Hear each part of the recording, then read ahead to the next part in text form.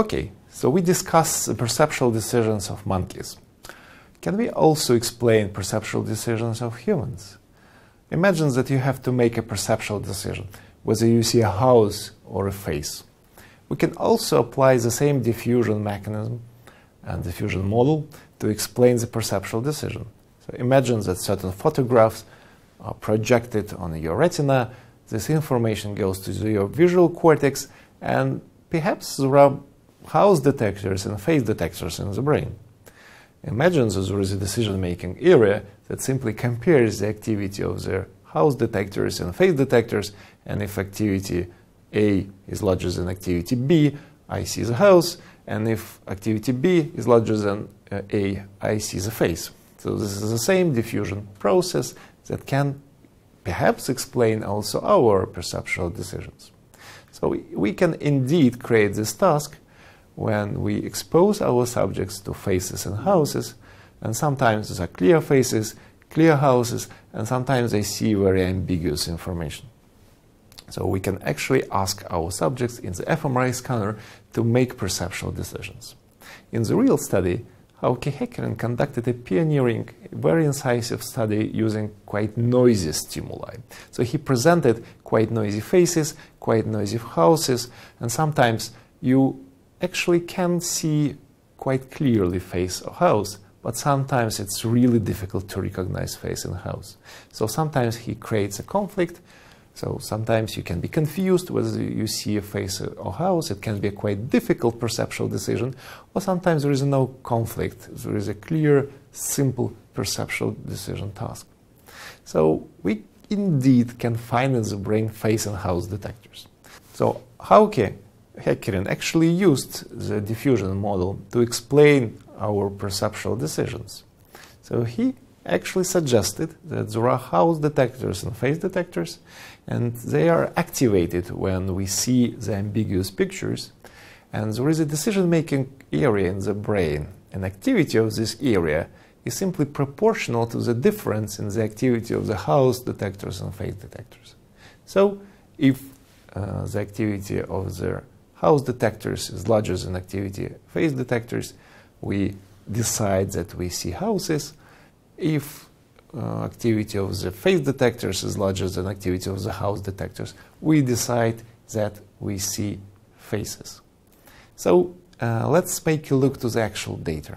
We indeed can find face and house detectors in the brain. So green color indicates the brain area that is sensitive for houses, and red color indicates the area that is sensitive for faces. So if you would make a look to the graph, you will see that activity in this region really is proportional, for example, to the amount of facial information, the stimuli. So face-responsive brain area shows a maximum response to the clear faces, and the smaller responses in other conditions when there is less facial information in the stimuli. And you also see here clearly that house-responsive area produces activity proportional to the amount of house information in the stimuli.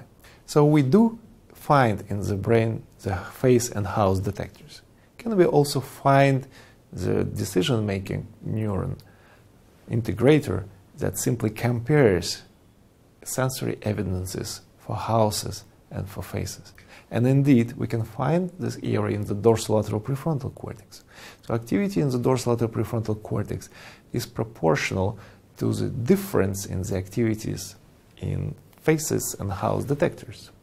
So this is an integrator. This is a brain area that integrates information from face detectors and house detectors. Interestingly, the activity in this brain area correlated with the individual performance of the subjects. The more this area was activated, the better was the performance.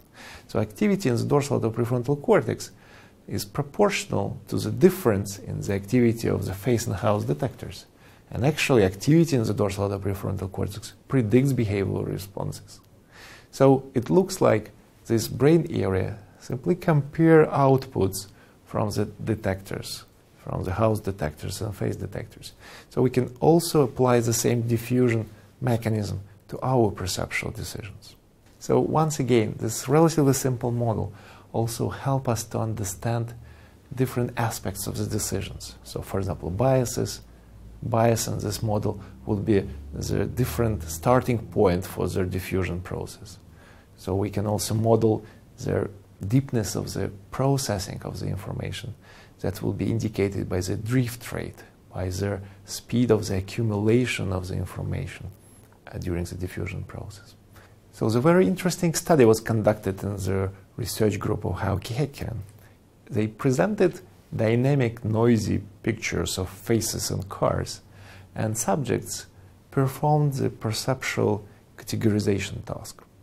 So actually, the dorsal lateral prefrontal cortex in some subjects was inhibited by transcranial magnetic stimulation.